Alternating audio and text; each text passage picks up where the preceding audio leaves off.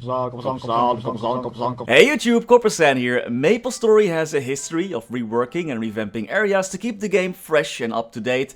This sometimes also means that some areas in the game were removed in favor of others, like for example the old Florina beach getting removed and later on replaced by Gold Beach. I still miss those clangs and lorangs though.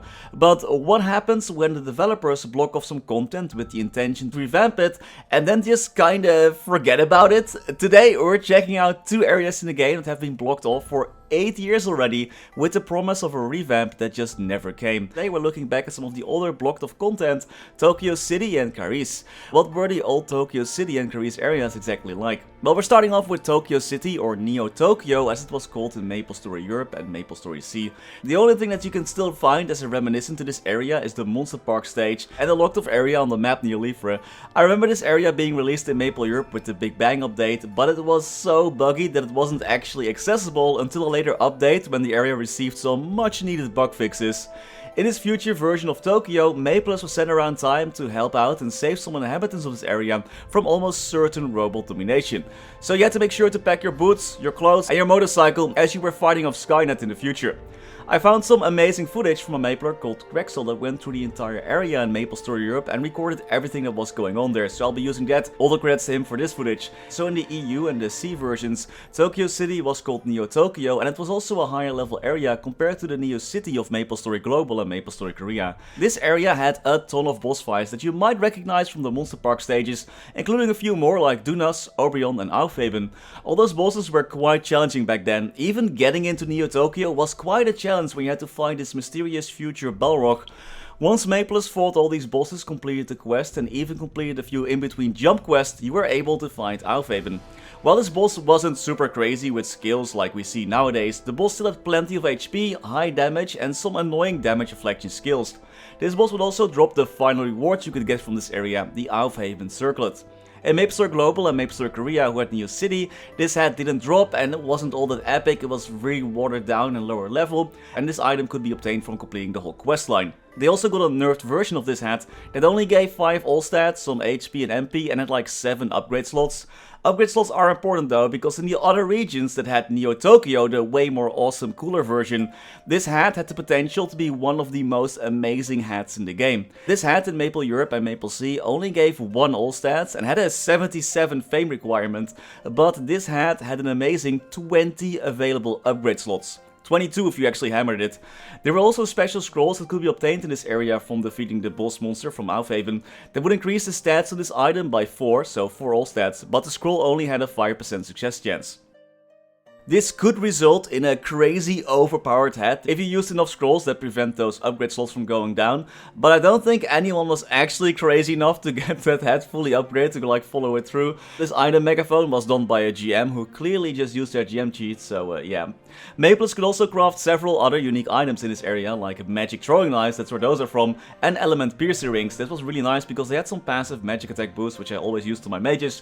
This area even had its own small PQ, where Maples had to protect 2 NPCs from hordes of invading robots. It really was a unique area with decent rewards, boss fights and an interesting story. The NPC Asia that starts the questline in this whole area, that is actually still in the game, she's actually still in the game, but besides her small role at the end of the events of Mushroom Shrine, she isn't really doing that much anymore. The other piece of missing content is Chryse, which was a lot smaller but also tied in pretty well with Orbis.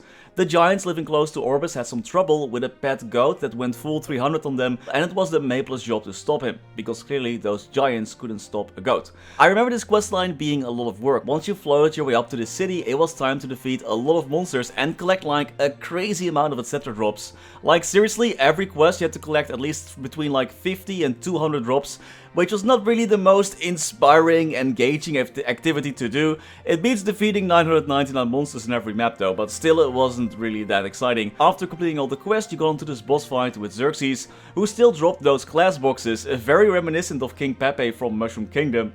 The boss did give decent EXP though, and the maps in this area weren't that bad for grinding. Of course, nothing beat the Haunted Mansion and Twisted Justice back then, but hey, this wasn't too bad.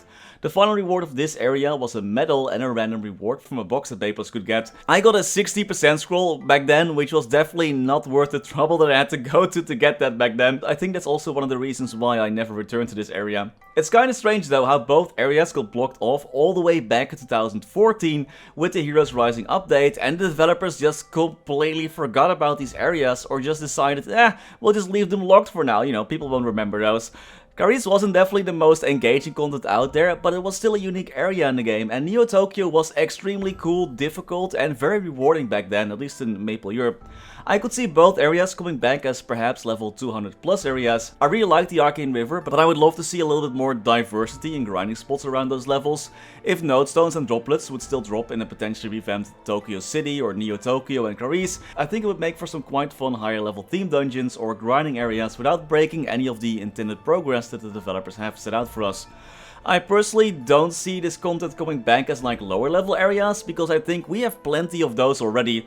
Perhaps coming back as level 180 plus areas could actually work as well now thinking about it. I'm always down for more grinding spots and team dungeons around those levels, but by now the developers should have had plenty of time to think about what they actually want to do with these areas and actually rework them. It's not like MapleStory is dying or anything like that. This is like Nexon's #1 most profitable game. So what the heck, man, developers, where are you going with this? I'm all up for like a nice revamp. I would actually be so happy if they re-release those old areas as like team dungeons or like a bit lower level, you know. It would be a nice break from all the high level content that keeps getting released that almost no one can actually enjoy.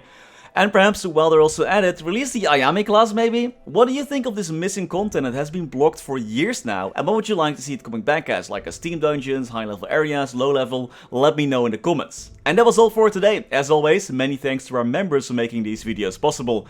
Thanks to Niels the Coninck, Raar maar waar, Sebastian, Hanoy, Ryalias, Terry Kim, Vareese, Mora, Wiley, Historycanon, BackSpaceOTI, Saffronyx, Anwar NHI, Ziggy Deer, Flidiot, Knifesu, Chen125, Cloudvix, Gusus Rodriguez, Froggy, Vira, Trevor, Michael Machaka, Ratius, Justin Vale, Silvio Nato, Stevie Zhang, Afterlord_MS, ceemak, Striker Elk, Tidal1 Pun, Victor Sunstrom, Radical Jaws, Riser RU, Gummy Bullet, Lovebird, Certito655, Matthias Simonson, Mr. Anarch, Galando Balavia, my name is Coppersan, and I'm super cute XOXO, PC Game Life, Dante Victory, Stanislaus Xumo Vegas, level 243 Paladin Reboot, The Passenger, Martin Panzik, I'm disappointed, Lucky Beats, Gabriel, Pedro Benetti, Conrad Castales, and Ace Light.